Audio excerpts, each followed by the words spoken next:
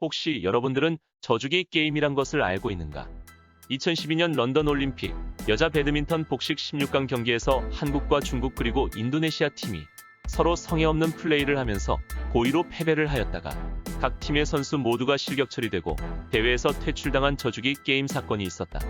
이렇듯 져주기 게임은 스포츠 경기에서 자신이나 팀의 전략상의 우위를 차지하기 위해 경기에서 일부러 패배하는 것을 일컫는 말이며 사실상 페어플레이 정신을 위반하는 승부 조작과도 다를 바가 없는 행위다. 이런 현상이 선거에서도 벌어진다면 어떻게 될까? 선거에서는 이렇게 상대 정당의 강한 후보와 본 선거에서 만나지 않도록 상대당의 경선에 개입하여 투표하는 행위를 역선택이라고 한다.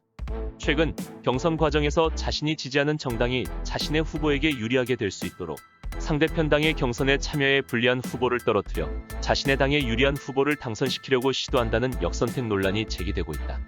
영어로는 역선택이 정당 습격으로 표현되는데 상대당에서 투표 본선에서는 경쟁력이 없지만 경선에서는 승리가 가능한 후보를 뽑는 행위가 습격과도 같다고 하여 정당 습격이라는 표현을 사용한다. 역선택은 주로 국민들이 직접 경선 투표에 참여하는 오픈 프라이머리 형식의 경선에서 자주 논란이 되곤 한다. 모든 국민들을 투표 대상으로 하는 오픈 프라이머리에서는 자연스럽게 그 당을 지지하는 사람뿐만 아니라 상대편 당을 지지하는 사람들도 투표에 참여할 수 있기 때문에 투표 결과에 개입하기가 훨씬 쉬워지게 된다. 이전에도 역선택이 논란이 된 적은 많았지만 가장 논란이 된 적은 제19대 대통령 선거 더불어민주당 경선과 현재 진행 중인 제20대 대통령 선거 국민의힘 경선이 있다. 우선 제19대 대통령 선거 더불어민주당 경선에서는 안희정 후보에 대한 역선택 논란이 있었다. 일부 보수 지지자들이 문재인 후보가 경선에서 대통령 후보로 당선되는 것을 막기 위해 안희정 후보에게 투표하려 한다는 역선택 논란에 휩쓸렸지만 실제 경선에서의 결과는 달랐다.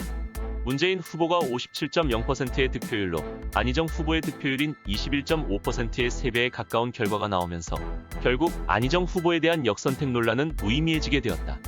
그 다음으로 현재 진행되고 있는 제20대 대통령 선거 국민의힘 경선에서는 여당 지지자들이 홍준표 후보를 선택하고 당선된 홍준표 후보를 본선거에서 이겨 대선에서 승리하려 한다는 역선택 논란이 있다.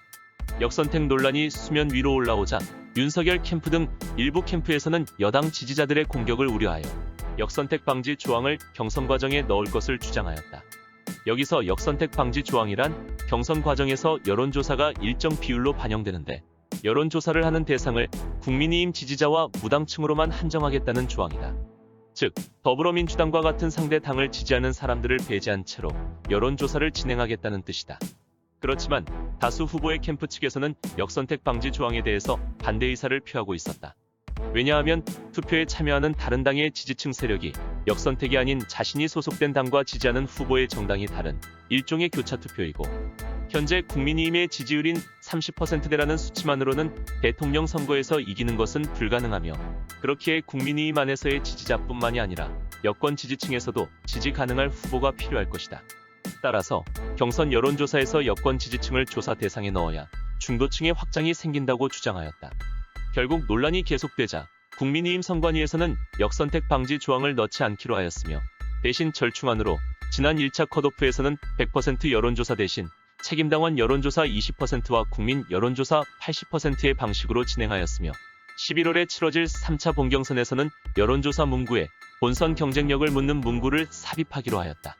역선택에 대한 비판점으로는 우선 용어 자체에 대한 비판이 존재한다. 즉, 경제학적으로 원래 쓰이던 역선택과는 다른 용도로 사용되고 있기 때문이다.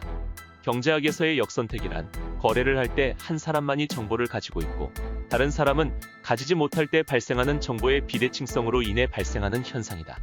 예를 들어 중고차 시장에서 판매자는 차의 품질을 알지만 구매자는 품질을 알지 못하며 판매자는 좋은 품질의 차는 비싸게 받고 싶어 하지만 구매자는 차들의 외관이 다 비슷하게 보이기 때문에 결국 구매자는 시장의 평균가를 통해 구매하게 되고 이로 인해서 품질이 좋은 차는 안 팔리고 품질이 안 좋은 차만 팔리게 된다.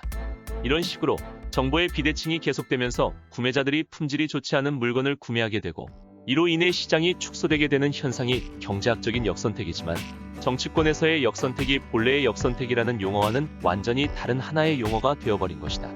두 번째 비판으로는 역선택 자체가 막을 방법이 없고 무의미한 논란이라는 비판이다. 여러 전문가는 상황에 따라서 역선택이 존재하더라도 그 효과는 미비하다고 주장하는데, 여론조사에서 역선택이 존재하기 위해선 수천 명 이상의 전화 받을 사람을 조직하고 동원해야 하지만 이것을 실행에 옮기는 것은 사실상 불가능하기 때문이다. 또한 역선택을 조직적으로 하려는 의도를 가진 사람이라면 얼마든지 답변을 속여서 여론조사에 응할 수 있을 것이라는 현실적인 한계점에 대해서도 지적이 되어지고 있다. 결국 역선택 논란은 경선 후보들에게도 의미 없는 논쟁을 부르는 사항이었을 뿐더러 자칫 잘못하다간 경선에 쓸데없이 힘을 쓴 나머지 본 선거에서 지지자를 얻지 못하고 패배하게 될 상황도 벌어질 수 있다.